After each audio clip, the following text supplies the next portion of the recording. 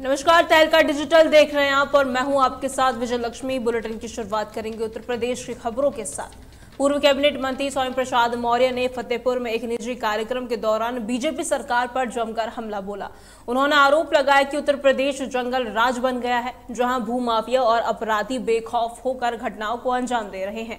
उन्होंने कहा कि पुलिस की मौजूदगी में उन पर रायबरेली में हमला करने की कोशिश की गई, जो अपराधियों के बुलंद हौसले का प्रमाण है।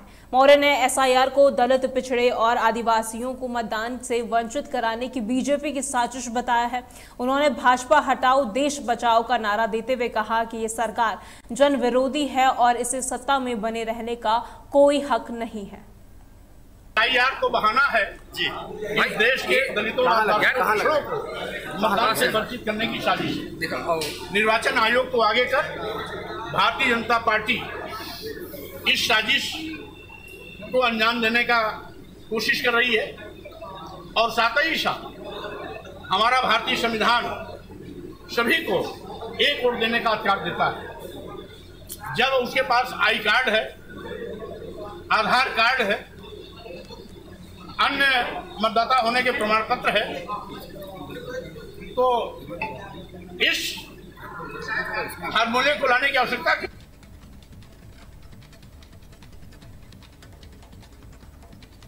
आजादी के अमृत महोत्सव के तहत रायबरेली जिले में हर घर तिरंगा अभियान की शुरुआत हो चुकी है। जिलाधिकारी हर्षिता माथुर ने बताया कि 13 से 15 अगस्त तक हर घर तिरंगा फहराना अनिवार्य होगा। इस अभियान का सफल बनाने के लिए जागरूकता अभियान भी चलाया गया है। रैलियां, गोष्ठियां और सांस्कृतिक कार्यक्रम आयोजित भी किए जा रहे हैं। प्रशासन ने स्वयं सहायता समूह और स्थानीय विक्रेताओं के माध्यम से तिरंगे की उपलब्धता सुनिश्चित की है। डीएम ने सभी नागरिकों से इस अभियान में शामिल होकर इसे जन आंदोलन बनाने की अपील की है। शासन से प्राप्त निर्देशों के क्रम में हर घर तिरंगा का जो कार्यक्रम चलना है, ये 3 चरणों में किया जाना है। 2 अगस्त से 8 अगस्त तक, 9 तारीख से 12 तारीख तक और फिर 13, 14 और 15 का आखिरी चरण होगा जिसमें इसको मनाया जाएगा। इन सभी चरणों के लिए जो कार्यक्रम किए जाने थे, प्राप्त निर्देशानुसार सभी विभागों की बैठक कर ली गई है। सभी विभागों में समन्वय है और विगत वर्ष में जो हमारा लक्ष्य था उससे ज़्यादा अच्छा और बहुत ज़्यादा उत्साह से मनाने के लिए सभी विभागों की तैयारियां निरंतर की जा रही हैं। फतेहपुर में प्रदेश सरकार की राज्य मंत्री प्रतिभा शुक्ला के पति और पूर्व सांसद अनिल शुक्ला वारसी ने पटेल नगर चौराहे पर बीजेपी कार्यकर्ताओं के साथ धरना दिया। ये धरना प्रयागराज में पीएचडी छात्र अच्युत त्रिपाठी की हत्या के मामले में पुलिस की निष्क्रियता के विरोध में था। पूर्व सांसद ने आरोप लगाया कि पुलिस ने हत्या को आत्महत्या बताकर मामले को दबा दिया है। मृतक का भाई, जो बीजेपी खागा मंडल का महामंत्री है, लगातार न्याय के लिए भटक रहा है। पूर्व सांसद ने अधिकारियों से बात कर जांच को फतेहपुर स्थानांतरित कराने का आश्वासन दिया है। यहाँ फतेहपुर में ये लोग कई दिन से यहाँ बैठे हैं धरने पे। तो अच्युत त्रिपाठी नाम का लड़का जो इलाहाबाद यूनिवर्सिटी में पीएचडी कर रहा था, उसकी हत्या हो गई थाना मेजा के अंतर्गत। तो वहाँ का जो एसओ है वो मुकदमे में कोई कार्रवाई नहीं कर रहा है, तब तक अभियुक्तों को गिरफ्तार भी नहीं किया है। मुकदमा तो धारा 108 और 238 भी बीएनएस में लिखा है, जिसमें भी गिरफ्तारी 10 साल की सज़ा उसमें भी है। गिरफ्तारी तो उसमें अब तक कर लेना चाहिए, लेकिन इसके बावजूद भी गिरफ्तारी नहीं कर रहा है। जी भैया, मेरा नाम जनार्दन त्रिपाठी, मैं भारतीय जनता पार्टी का खागा मंडल का मैं महामंत्री हूँ। हमारे छोटे भाई की 28 अप्रैल को प्रयागराज विश्वविद्यालय में हत्या कर दी गई, जिसके संबंध में मैं लगातार भारतीय जनता पार्टी के अपने नेताओं से, जनप्रतिनिधियों से लगातार संपर्क में रहा, लेकिन हमें न्याय नहीं मिला। हमें लगातार आश्वासन मिल रहा है। आज हमारे धरने का दूसरा दिन है, हमारा धरना जारी है। जब तक हमें न्याय नहीं मिलेगा तब तक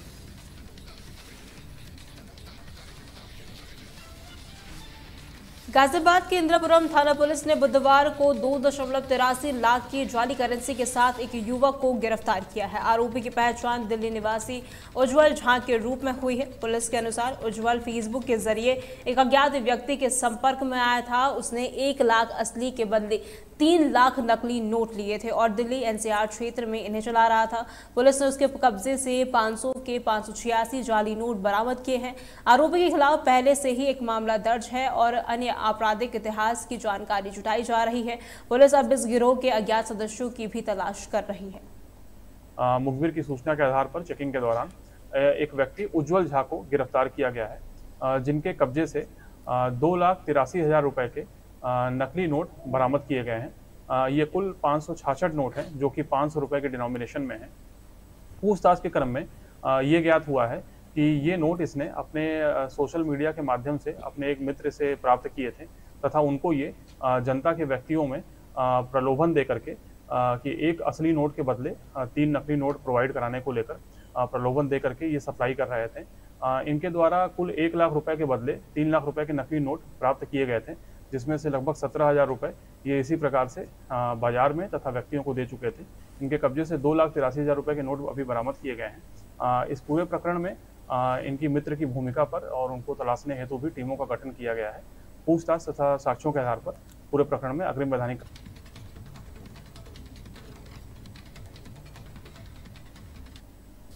गाजियाबाद पुलिस कमिश्नरेट के एसीपी अभिषेक श्रीवास्तव ने कौशाम्बी क्षेत्र में एक सराहनीय पहल करते हुए बिना हेलमेट वाले दोपहिया वाहन चालकों को मुफ्त हेलमेट बांटे। उन्होंने चालकों से हेलमेट पहनने और यातायात नियमों का पालन करने का आग्रह किया।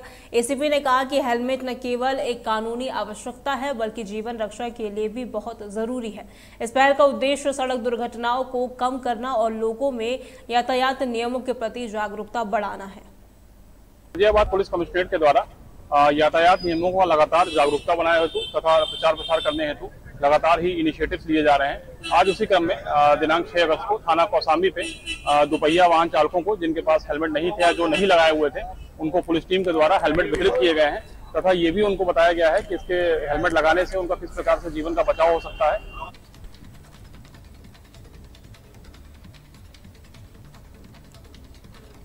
चंदौली के चौकिया तहसील के हरिपुर गांव में ग्रामीण पिछले 3 साल से ट्रांसफार्मर की मांग को लेकर प्रदर्शन कर रहे हैं।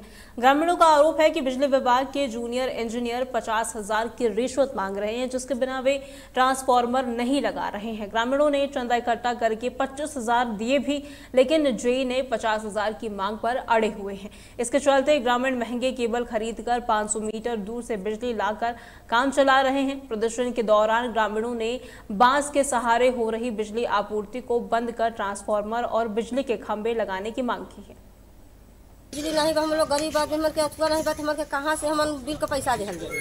हां हमन गरीब आदमी खाए की जुगाड़ी जाके हमन के बिल का पैसा देहल जाए। की है जो है यहाँ ट्रांसफार्मर नहीं है और बिजली का तार जो है 3-3 हजार का हम लोग खरीद कर लाते हैं। वहाँ से ट्रांसफार्मर से कहीं तार कट जाता है, कहीं गिर जाता है, किसी तरह हम लोग बिजली जलाते हैं। और ये जो है कहने पर ट्रांसफार्मर के नाम पर 50,000 रुपया मांग रहा है। किसी तरह 25,000 तो ले लिया है। 25,000 के लिए वो जो है अभी ट्रांसफार्मर नहीं दे रहा है। हम लोग पहले यहाँ पोल गड़ा था, मैं बिजली विभाग से गड़ा था, हम लोग इसका समय कनेक्शन यहाँ लिया। इसके बाद किसी कारण आंधी तूफान खंभा गिर गया, टूट गया। उसके बाद 5 बार कंप्लेंट किया, कोई यहाँ सुनवाई करने नहीं है। एक बार पोल गए तो गाँव के आदमी गड़ने नहीं दिए, प्रशासन एकदम चुप हो गया। समस्या यही है कि हम लोग को वहाँ से खींच करके गली से अपन तार आल बा तो कहीं से कटपीस हो सकला। यहाँ वाले हमारे कनेक्शन बा का ट्रांसफार्मर का मीटर लगल है। उधर तो हमारे दरखास्त दे दिले हुए यही। यहाँ पर 2-3 साल पहले ट्रांसफार्मर लगा था, वो गिर गया, उसका पता नहीं चल रहा है। बिजली यहाँ मिल नहीं रही है। हम लोग 500 मीटर दूर से खींच के लिया के तार से खींच रहे हैं। बैठ ढंग का जेई साहब भी बिजली यहाँ पर बरवा रहे हैं। जी समस्या ये है कि हमारे यहाँ 2-3 साल पहले यहाँ विद्युत नवीकरण हमारे घर तक हुआ था। इसके बाद आंधी से किसी कारण खंभा टूट गया। हमने जेई को कहा खंभा लगाने के लिए, विद्युत ट्रांसफार्मर बनाने के लिए, तो उन्होंने कहा आप जनता से 50,000 रुपये मंगवाइए तो हम लाइन को बनाएंगे और ट्रांसफार्मर लगाएंगे। कई बार हमने शिकायत की लेकिन कोई सुनवाई नहीं हुई और उसको हमने 25,000 रुपये दे भी चुका है जेई को, संजीव कुमार को।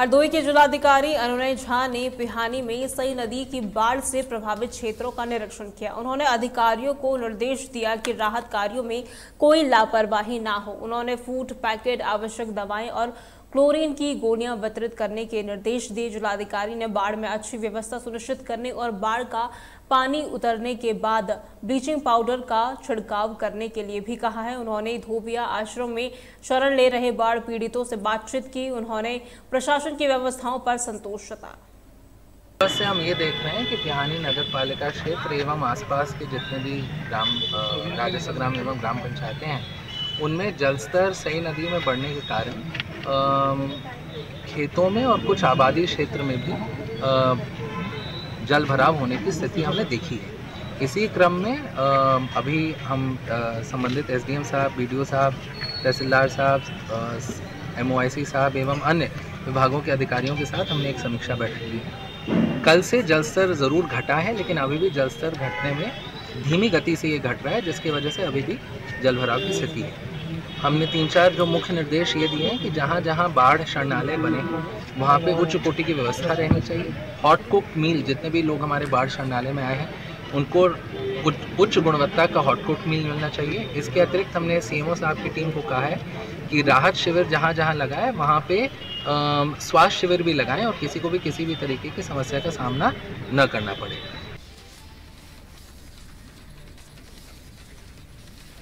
बहराइच के मैसी क्षेत्र के जानकी नगर गांव में बाढ़ से लोगों का जीवन बेहाल है, लेकिन ग्रामीणों का आरोप है कि उन्हें पर्याप्त राहत सामग्री नहीं मिल पा रही है। घाघरा नदी का जलस्तर बढ़ने से कई गांवों में पानी भर गया है, जिससे आवागमन में दिक्कतें आ रही है।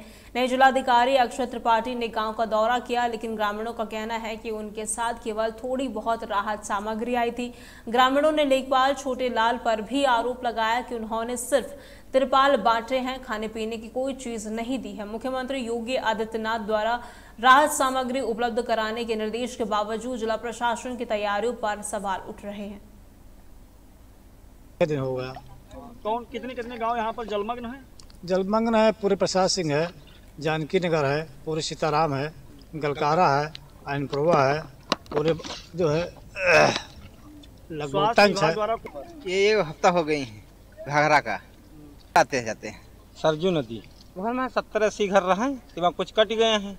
सीधा हम पैदल हेल जावा जाते, कहूँ नाव मिल जाते, इसे जावा जाते। वहाँ की इसमें जो सूचना मिली थी कि तहसील मैसी क्षेत्र में ग्राम पंचायत पूरे प्रसाद सिंह का एक मजरा है जानकी नगर, वहाँ पर कुछ परिवार हैं और उसमें कटान से भी प्रभावित हैं और कट ऑफ भी हो गए, तो उसका विजिट किया गया और 2 जगह इन लोगों के लिए व्यवस्थाएँ कराई गई। कल रात को भी कुछ व्यक्ति टंच के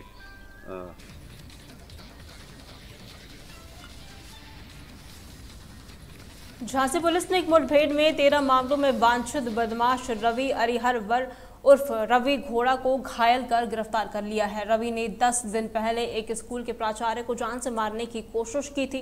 मुखबिर की सूचना पर पुलिस ने घेराबंदी की, जिसके बाद हुई मुठभेड़ में पुलिस की गोली लगने से बदमाश घायल हो गया। आज मुखबिर से सूचना मिली थी कि रवि घोड़ा हसारी से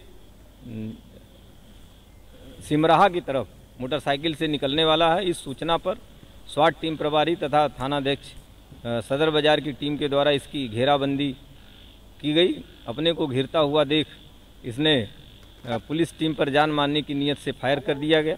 काउंटर अटैक में उसके भी पैर में गोली लगी है। घायल को हॉस्पिटलाइज करा दिया गया है और इस संपूर्ण घटना के संबंध में FIR पंजीकृत करते हुए अग्रिम वैधानिक कार्रवाई की जा रही है। ये घोड़ा जो नाम का व्यक्ति है लगातार अपराध पहले से है, कब तक कितनी बार जेल जा चुका है?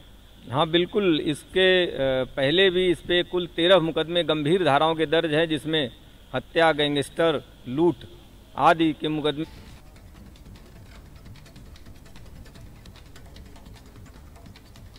गाजीपुर में गंगा नदी के जलस्तर में कमी आने से लोगों ने राहत की सांस ली है। गंगा का पानी आधा सेंटीमीटर प्रति घंटे की रफ्तार से घट रहा है।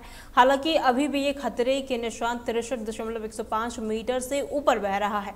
बाढ़ के कारण सदर, सैदपुर, जमानिया, मोहम्मदाबाद और सेवराई तहसील के सैकड़ों एकड़ खेत और दर्जनों गांव प्रभावित हुए हैं। किसानों की फसलें बर्बाद हो गई है। जिला प्रशासन ने बाढ़ से निपटने के लिए 160 बाढ़ चौकियां और 44 शेल्टर होम बनाए हैं। गंगा नदी का जलस्तर लगातार बढ़ रहा था, जो अधिकतम 64.690 पहुंच गया था, लेकिन स्थिरता के बाद अभी 4 घंटे में 1 सेंटीमीटर का घटाव आया है और आगे भी घटाव जारी रहने का संकेत मिल रहा है।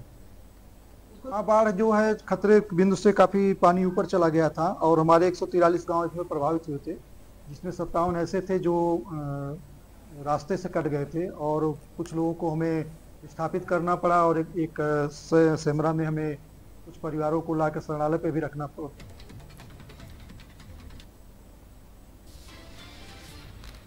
हापुड़ में बार एसोसिएशन धौलाना के वकीलों ने नवनियुक्त एसडीएम रेणु सिंह का स्वागत किया। एसडीएम बेंच के मधुर संबंधों से ही न्याय जल्द मिल सकता है। उन्होंने वकीलों के साथ मिलकर कम समय में अधिक से अधिक का वादा किया। विनोद सिसोदिया ने भी एसडीएम का पूर्ण सहयोग का आश्वासन दिया। बार एसोसिएशन तहसील धौलाना जिला हापुड़ के द्वारा हमारे में एसडीएम साहब नियुक्त हुई हैं श्रीमती रेणु जी।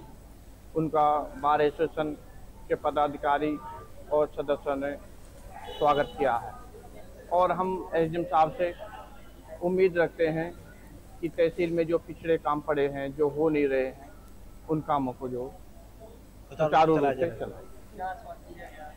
उन्होंने कहा है कि जो तहसील ठीक चलेगी और दलालों का जो प्रवेश है वो वर्जित रहेगा, दलाल कोई नहीं। प्राइवेट वाहन अंदर नहीं आई, दलाला का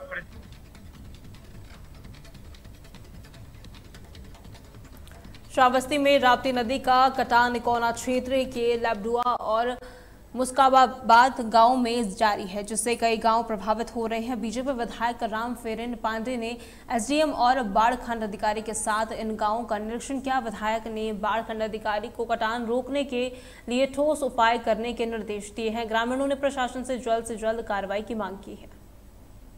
हमारे सारे अधिकारी पहले से ही तटस्थ हो चुके हैं। बाढ़ खंड के हमारे अच्छे अभियंता हैं, उनके एसडीएम हैं, जेई हैं, हमारे साथ में जिलाधिकारी भी हैं। हम लोग आज लेबुड़वा गांव का निरीक्षण कर रहे हैं। पिछले समय में जो हम लोगों ने बचाव के लिए कार्य किए थे, वहाँ तो नदी से बचाव हो चुका है, लेकिन कतिपय कारणों से कहीं जो त्रुटि हुई छूट गया है, वहाँ पे कटान हो रही है। उसके लिए पूरा प्रयास किया जा रहा है। आज से कल भर में पूरा इसको घेर बाढ़ करके पूरी तरीके से गाँव बचाने का काम हमारी सरकार।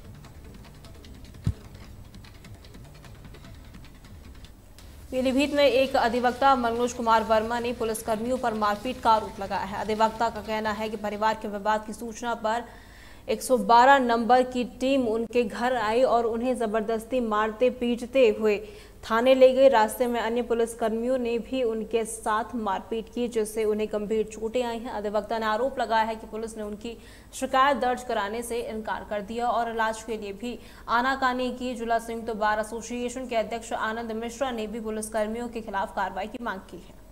हमारा पारिवारिक विवाद किसी ने 100 नंबर नहीं सुनी बुला दिया।